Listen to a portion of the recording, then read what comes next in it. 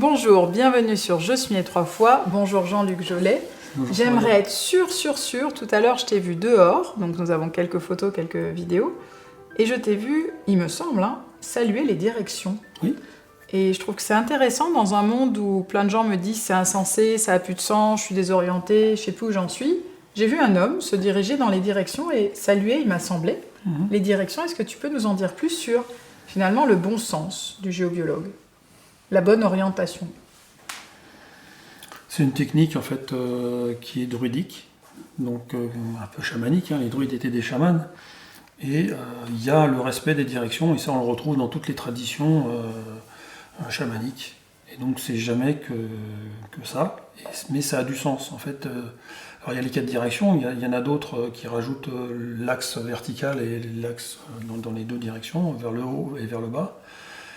Et il semble que ça marche. Après, je sais pas, j'ai pas la théorie de ça.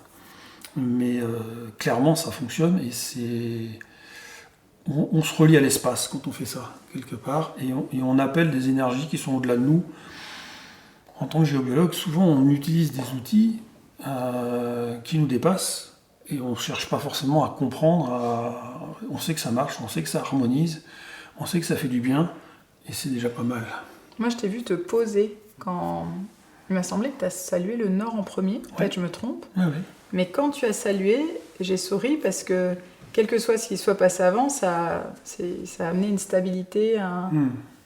Donc, est-ce qu'effectivement, savoir connaître nos orientations, ça peut nous aider dans la vie?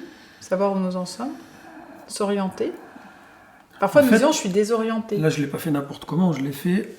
j'ai salué les 4 directions, mais devant un cristal que j'avais posé dans chaque direction. Et en fait, ça crée, je pense, un lien entre le cristal, la Terre et le maître de la direction. Et on est juste là pour... On est un opérateur, faut pas chercher plus.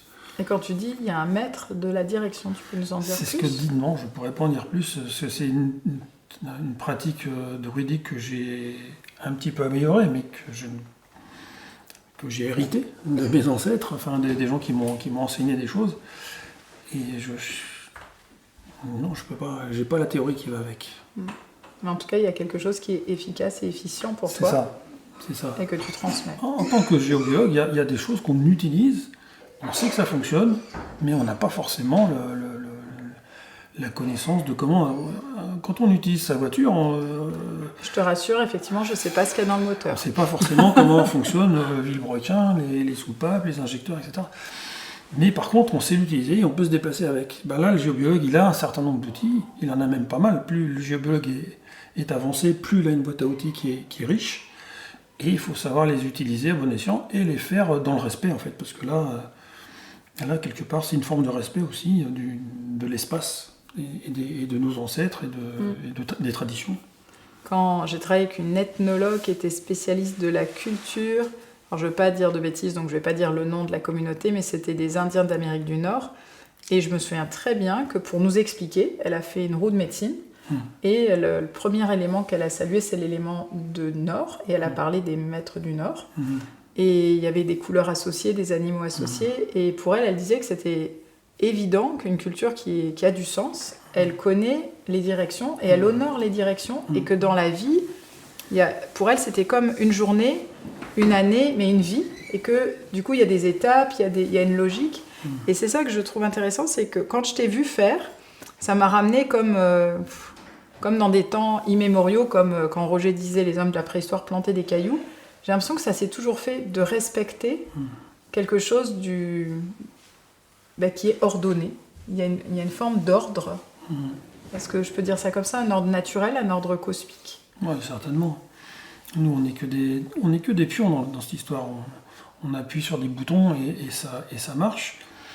Mais derrière, tout ce qu'il y a derrière, la logique... Mais c'est un pion conscient quand même. Alors, on met une intention. Et ça, c'est une des clés importantes de tout ce qu'on fait en géobiologie ou autre, c'est qu'il faut qu'il y ait une intention. Okay. Et là, ce qu'on met comme intention, c'est de créer un espace sacré, par exemple.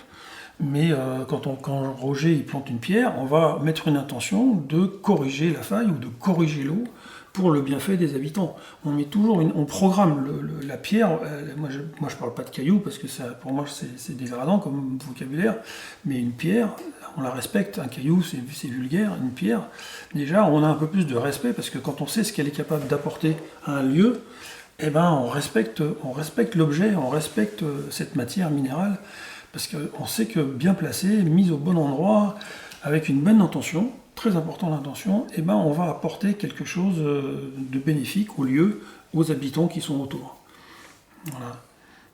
L'intention, c'est très très très important. On pourrait en parler rien que sur un sujet. Parce que oui, j'entends. Et j'entends aussi que quand je te voyais se poser pour émettre, c'est hyper important en fait. De prendre le temps, même si c'est court, mais d'avoir un temps où... Quand on va poser une pierre, on ne peut pas le faire si on n'est pas en harmonie avec le lieu, si on n'est pas connecté avec le lieu, si on n'est pas connecté avec le maître du lieu, s'il y en a un. Là, on s'est connecté avec les gardiens du lieu.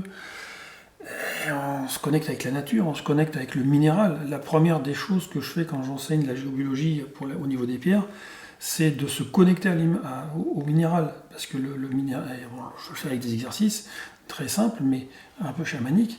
Et c'est important de reconnaître que le minéral, il est à notre image. Il est vivant, quoi. Il est vivant, et nous, on est aussi à l'image du minéral. Et en fait, tout ce qui est vivant, on peut s'y retrouver d'une manière ou d'une autre. Même le minéral. Même dans le minéral. Voilà. Bah, nous sommes d'ailleurs composés... il y a des minéraux à l'intérieur de nous. On a besoin de zinc, on a besoin de les dents, enfin, je pense, nous avons du minéral en nous. Quoi. Bien sûr, bien sûr. Merci beaucoup. C'est éclairant. On essaye. À bientôt. Je vous souhaite vraiment de vous orienter. Il me semble que c'est une pratique de tout temps, de trouver, de ne pas perdre le nord. Je vous souhaite de ne pas perdre le nord. À bientôt sur Je suis née 3 fois.